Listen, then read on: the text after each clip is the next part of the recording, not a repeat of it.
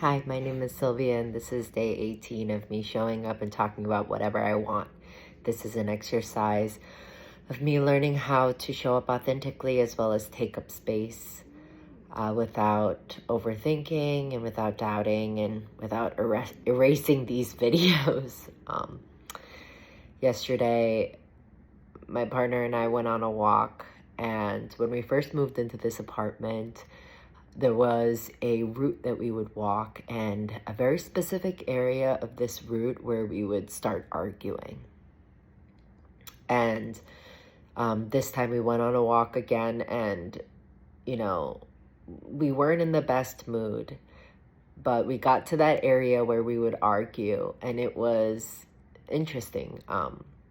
We were having a little bit of a tough conversation, but at the end we were laughing and lighthearted, and we weren't doing the same patterns. And it made me realize how much in this year we've changed and we've graduated, and how much all of our efforts this year of learning how to communicate differently helped.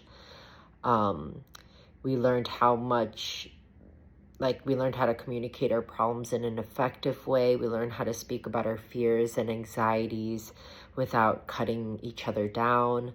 We learned how not to talk around the problem and argue about weird hypotheticals or other people's life choices, but actually talk about what our fears are and what our problems are.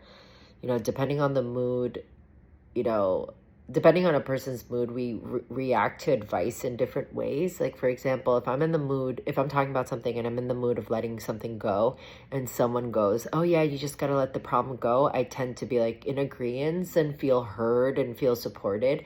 But if I'm in a mood to vent, someone saying, "Oh, just let it go," that starts to feel disrespectful and unhelpful. And even further, Dr. Barrett says that because we as humans, we regulate each other's nervous system as we're around.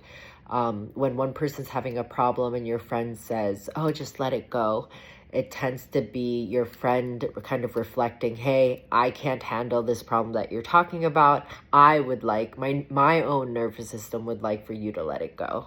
And so there's so many different things happening when you're having a conversation with someone and trying to be there. And it was this